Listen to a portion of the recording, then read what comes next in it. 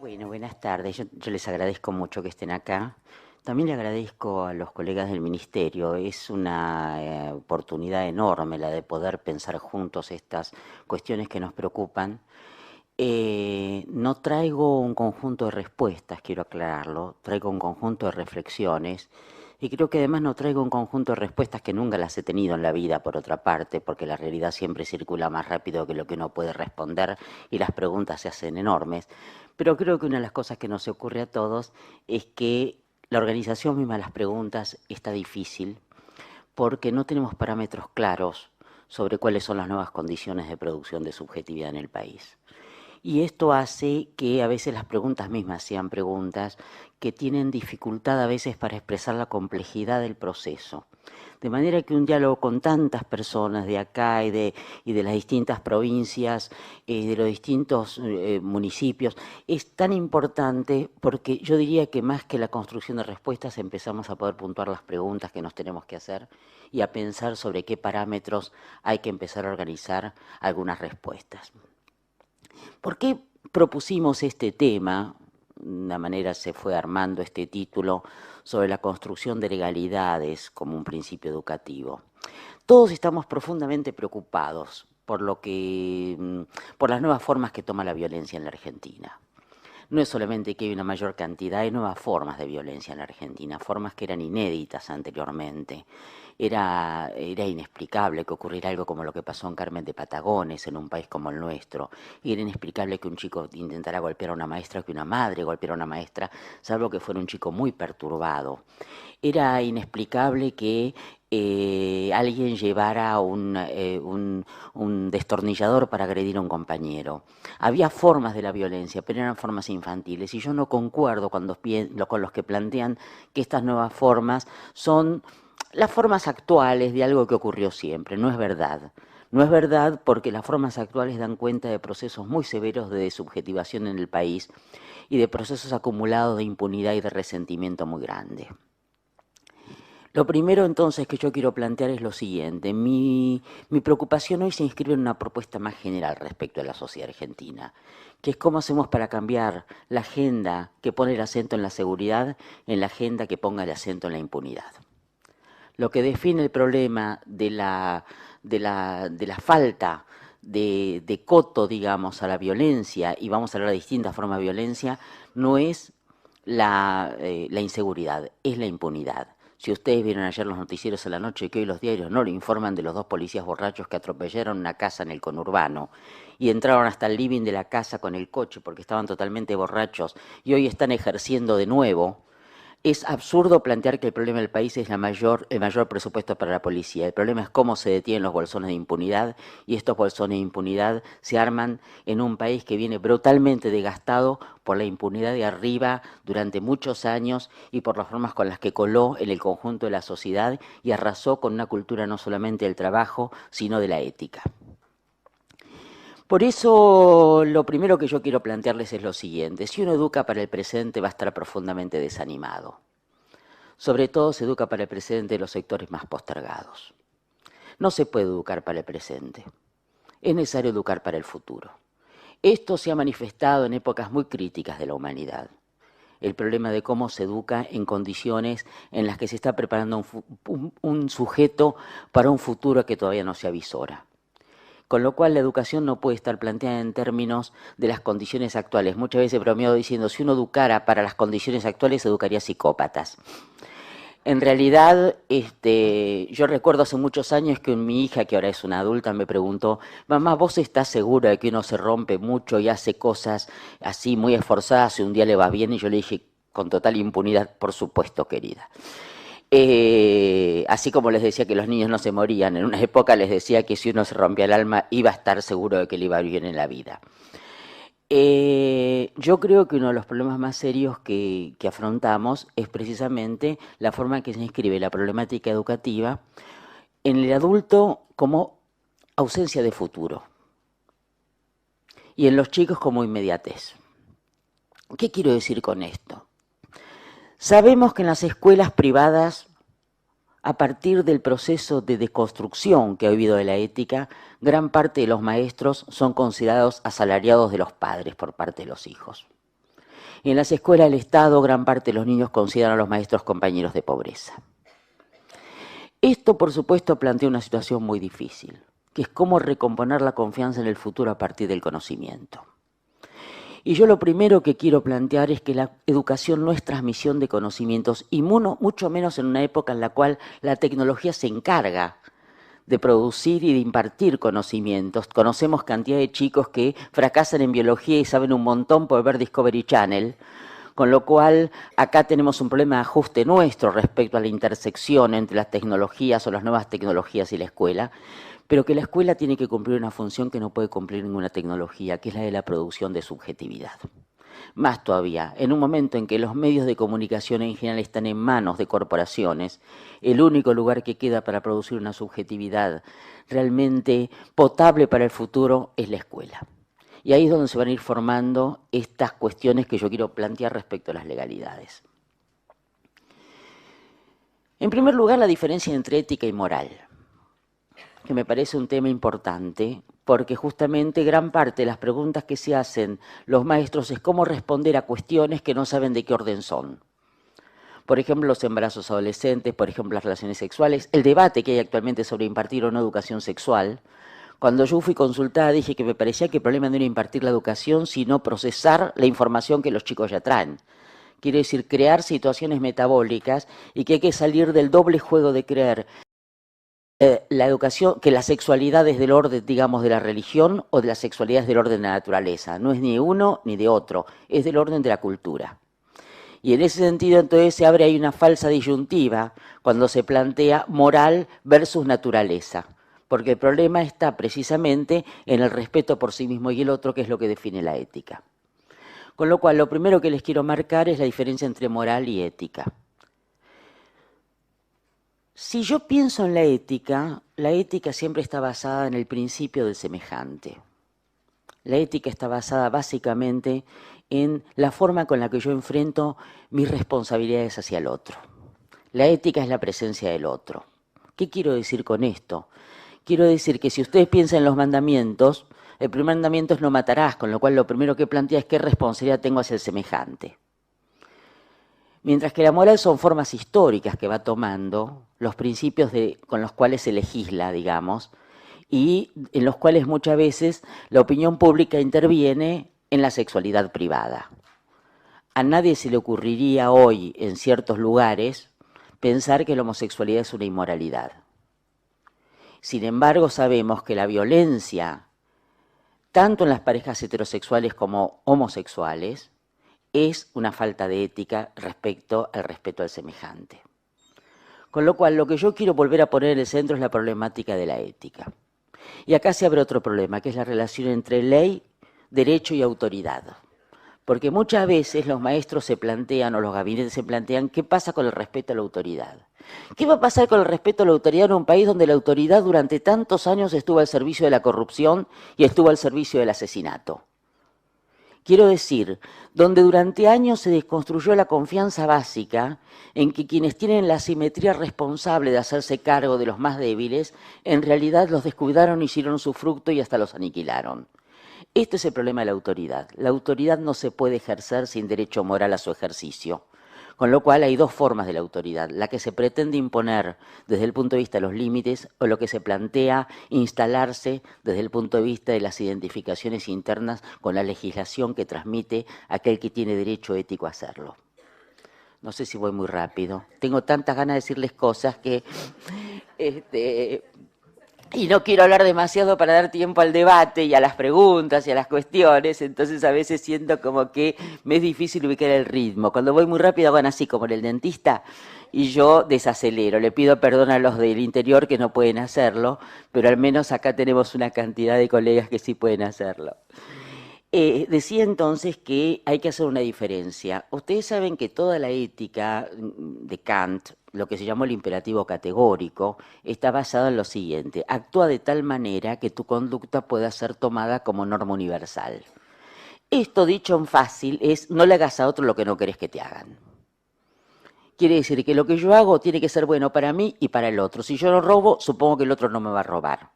Si yo no mato, supongo que el otro no me va a matar. Quiero decir que intento que mi conducta sea una conducta que pueda servir para la relación con el otro. Pero hay una degradación de este principio que es el que ha llevado en muchos casos al terror y el que ha llevado a las formas perversas de los estados, que es actúa de tal manera de complacer al legislador. Esto es lo que se ha planteado, por ejemplo, respecto al problema de la obediencia debida, o es lo que se ha planteado desde Antígona, entre la ley del tirano y la ley humana del entierro de los muertos. No voy a hablar de Antígona, supongo que todos saben quién es, esa chica que quería enterrar al hermano y el tirano no la dejaba porque había traicionado, según él, a la ciudad. En realidad es verdad que el tirano tenía una ley del entierro, y es verdad que había dos leyes que se contraponían. Una era de carácter universal, a los muertos se los entierra. Resonancias importantes que tuvo Antígona después de la dictadura en nuestro país. Otra es, a los traidores no se los entierra. Entonces los traidores han dejado de ser seres humanos y no les corresponde ser enterrados.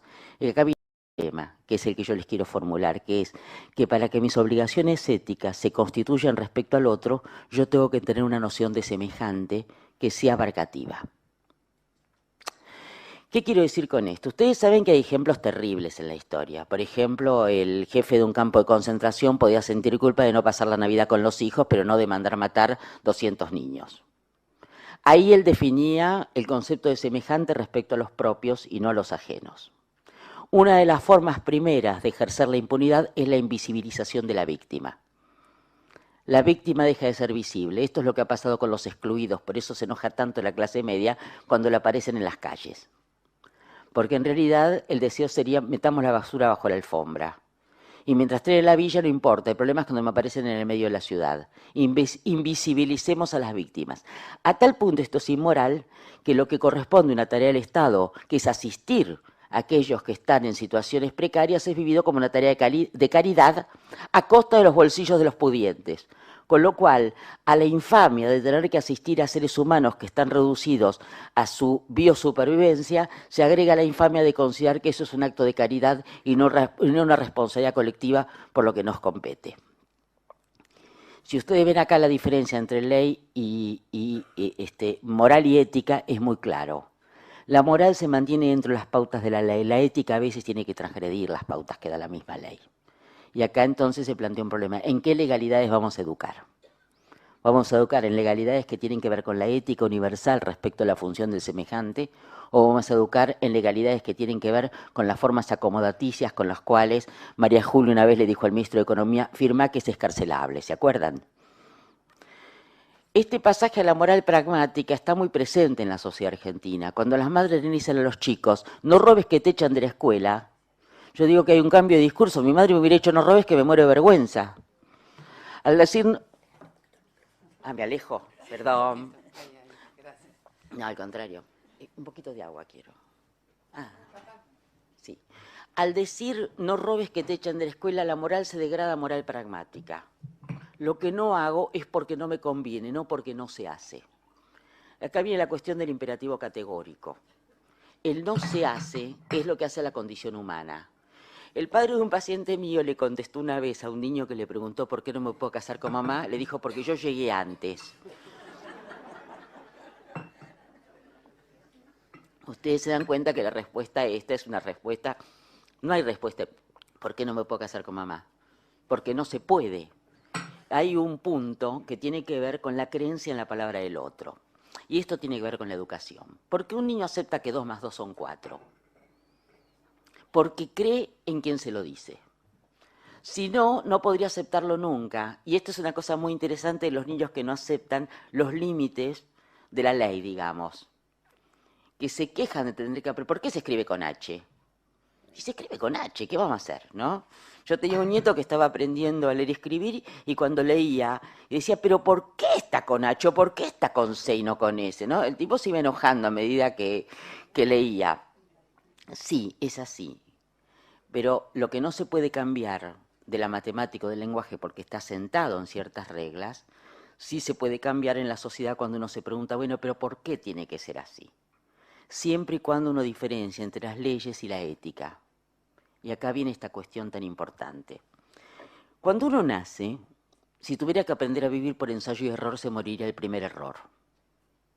No se puede aprender a vivir por ensayo y error. Uno no le mete a los nenes los dedos en los enchufes para que sepan que se mueren con la corriente. Uno le dice, no toques que te morís. Y el niño le cree. No sabe bien qué es morirse, pero sabe que es perder el cariño del adulto. Yo he visto una vez a un niño decir, no, si me muero mi mamá me mata. Es absolutamente maravilloso esto.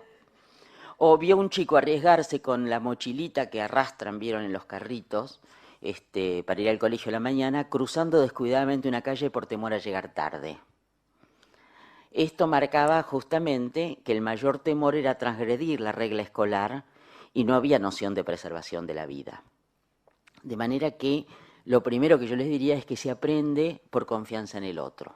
No se aprende por ensayo y error, se aprende porque uno cree en la palabra del otro. Ahora, nosotros vivimos en un país donde la palabra ha perdido sentido. Yo digo que una de las características de los argentinos es que nos hemos hecho todos semiólogos. En lugar de preguntarnos lo que quiere decir lo que escucha uno, se pregunta por qué lo dijo el otro. Si alguien dice que fulano roba, uno no se pregunta si es verdad o no que fulano roba. Uno da por sentado que es muy posible. La pregunta que se hace es ¿por qué lo dice ahora este otro? ¿A qué responde este enunciado? Esto marca una degradación de la palabra. No es que nosotros degrademos la palabra, es que la palabra se degradó en la Argentina. La palabra se usó primero para encubrir las,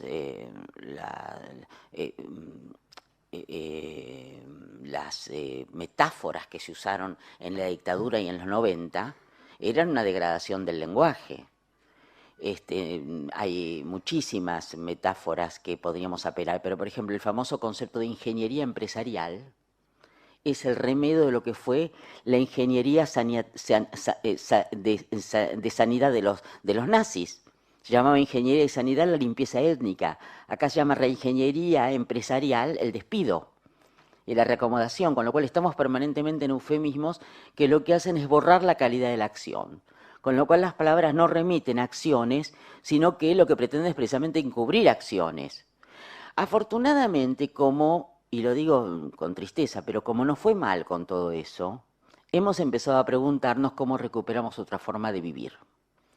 Y esto ha llevado a una reubicación respecto a la identidad nacional y ha llevado también a una reubicación respecto a la cultura del trabajo. Digamos que en los 90 hablar de ciertos principios era formar parte de la gilada, para decirlo fácil.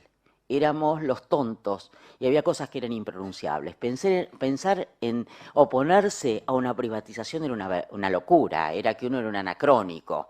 Hoy sabemos que no es así, que la privatización ha sido una forma de estafa brutal, no solo corrupta, sino en la forma que implica. Con lo cual, volviendo a la cuestión de la ética y la construcción de legalidades, yo diría que si el problema en nuestro país es pasar del concepto de seguridad al concepto de impunidad y plantear que el problema no está en cuánto límite exterior ponemos, sino en cómo construimos una nueva cultura, la seguridad interior sobre la base de la confianza en el semejante, es evidente que el problema principal en la escuela no está en la puesta de límites, sino en la construcción de legalidades. El límite es exterior, no educa. Aunque a veces haya que ponerlo sobre la base de la instauración de ciertas leyes. A veces hay que tomar medidas disciplinarias, por supuesto, a veces las palabras no alcanzan. Cuando los padres le dicen a un chico que no ponga el dedo en el enchufe, se lo dice con un tono fuerte. No le está diciendo solamente con un tono amable, ay querido, no pongas el dedito en el enchufe, sabes que te morís. Nadie dice, no pongas el dedo en el enchufe, gritamos todos. Esta palabra, por supuesto, ingresa. Esta es una suerte de violencia necesaria e imprescindible, la de pautación de normas. El problema es si esta pautación de normas es un arrebato de la individualidad o es una forma de ejercicio de la socialización en el marco de la individualidad con igualdad de derechos. Quiero decir, si la norma es arbitraria, está definida por la autoridad. Si la norma es necesaria, está definida por una legislación que pone el centro en el derecho colectivo. Y este es el gran debate escolar de hoy. Pero claro, en una enorme cantidad de colegios, en una enorme cantidad de escuelas, sabemos que tenemos un problema muy serio, que es, en primer lugar, la cantidad de niños que son asistidos en todo sentido por la escuela, con lo cual el aprendizaje pasó a ocupar un lugar secundario, a tal punto que sabemos en cuántas escuelas hubo que mantener los comedores escolares abiertos durante las vacaciones, porque si no los niños no comían, con lo cual, de alguna manera, esto marca algo muy terrible en el país. Cuando yo era chica, que por supuesto, como todos los de mi generación, salvo sectores muy pequeños, fuimos a escuela al Estado, un día las maestras en segundo grado nos hicieron llevar comida y cubiertos para enseñarnos a usar bien los cubiertos. En un país proyectado al futuro. Suponían que íbamos a vivir mejor que nuestros padres, con lo cual nos tenían que enseñar a vivir en un mundo mejor que el que nuestros padres habían vivido. No se trataba solamente de comer, de llenarse la panza, sino de tener maneras de mesa de comer, lo cual tiene que ver con la cultura. La escuela indudablemente se ha abierto un enorme debate en esto, y sobre todo en el año 2001-2002, respecto a si la función de la escuela es alimentar o la función de la escuela es educar.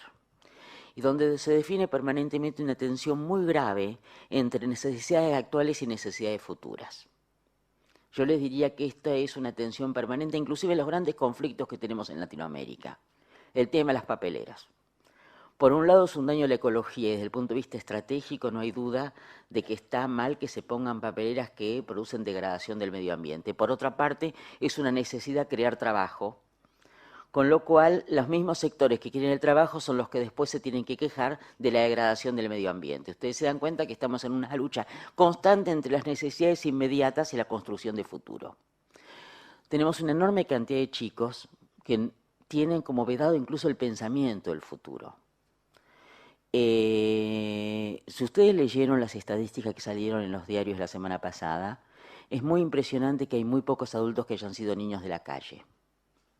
Y esto no tiene que ver solamente con que ahora hay más niños de la calle, tiene que ver también con que hay una proporción de niños de la calle que no sobreviven. Si ustedes leen un libro que me parece muy interesante, que se llama Cuando me muera quiero que me toquen cumbia,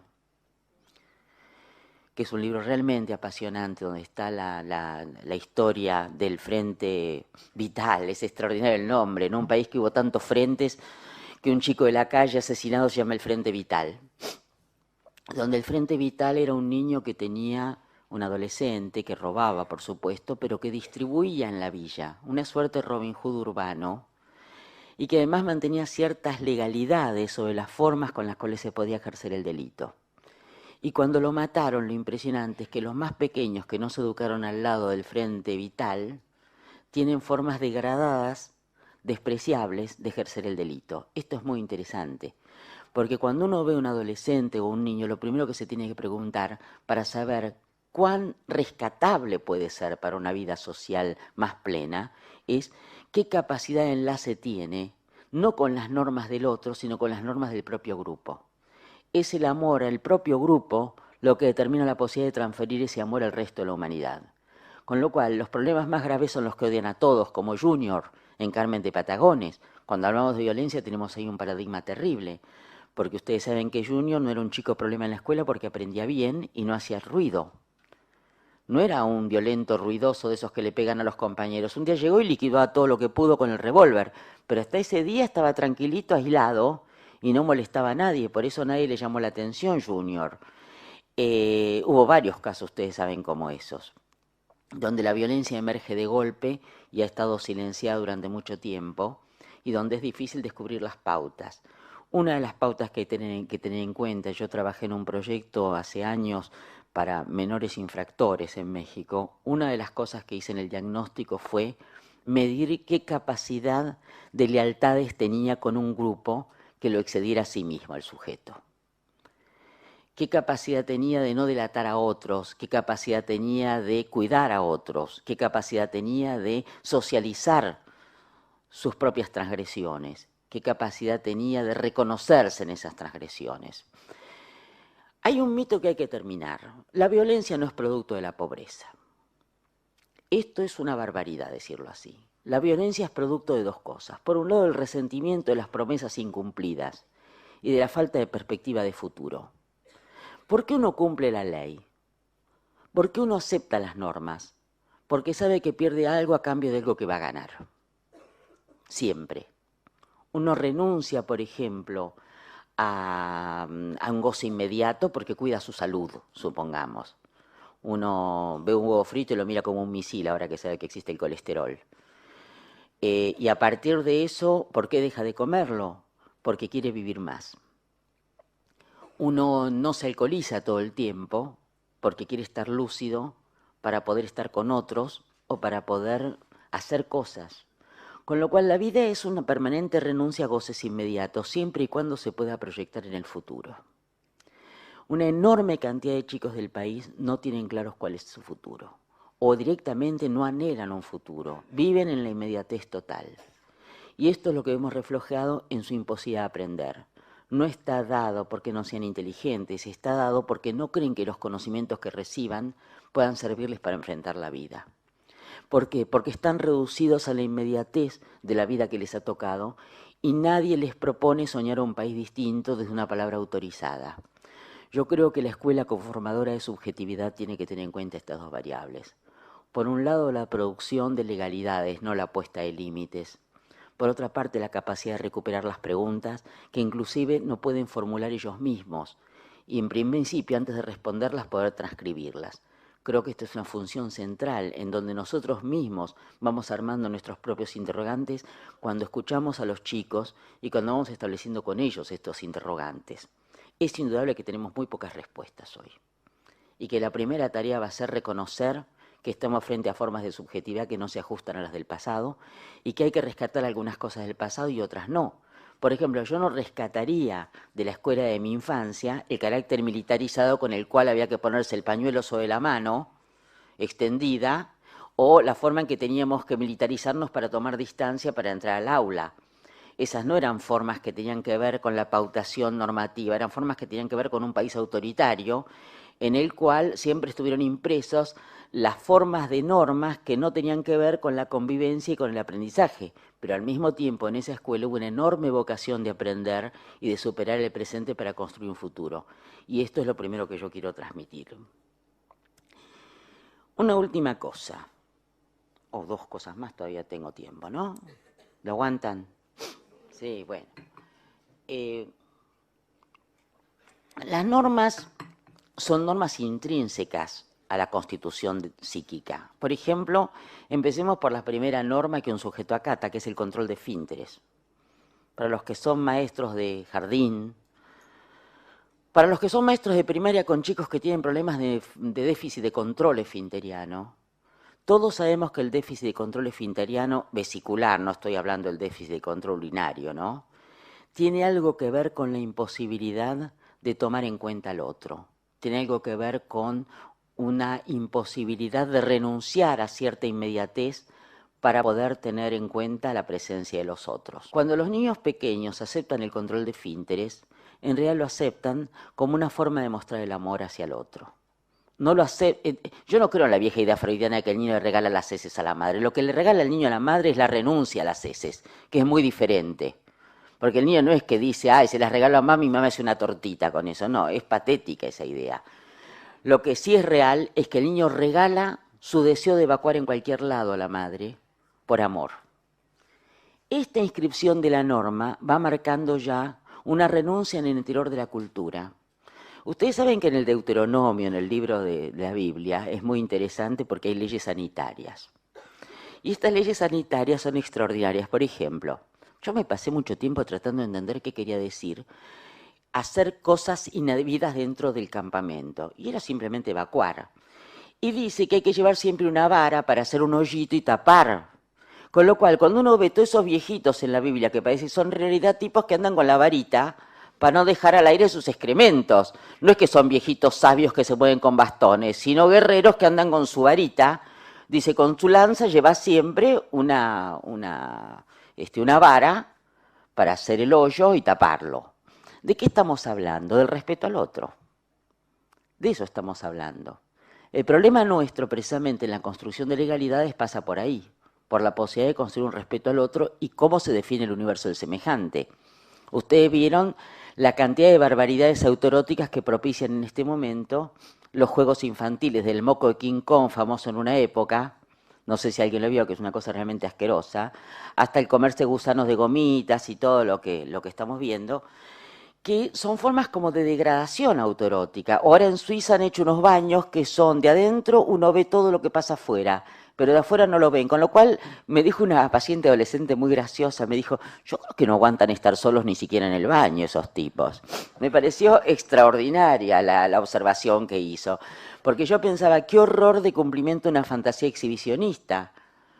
Estar mostrándose, pero al mismo tiempo guardar el pudor, lo cual demuestra que la norma no es interna, que la norma es límite exterior y no norma internalizada. No sé si es claro, porque el sujeto goza de estar viendo para afuera, con lo cual tiene la sensación de que es visto, y al mismo tiempo no es visto. El pudor, como cuidado del propio cuerpo, el control de esfínteres, todas estas cosas tienen que ver con los primeros modos de reconocimiento del otro. Y aquello que se renuncia por reconocimiento hacia el otro. Entonces, cuando el niño renuncia a ciertas cosas, renuncia porque no quiere perder el amor, pero también porque no quiere producir sufrimiento en el otro.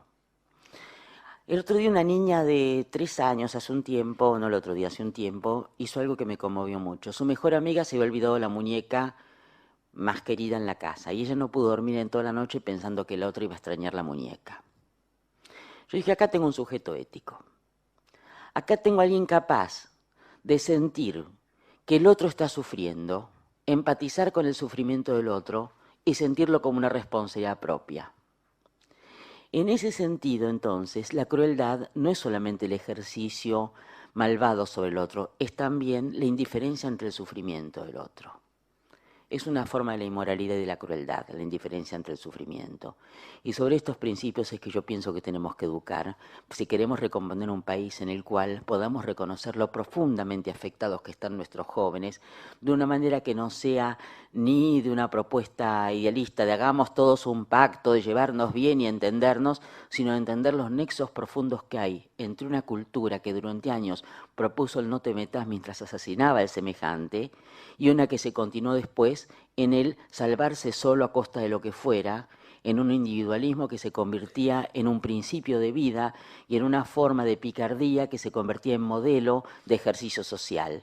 Yo creo que nosotros tenemos que partir de reconocer el país que construimos o que deconstruimos para poder educar a los jóvenes en el país que queremos construir.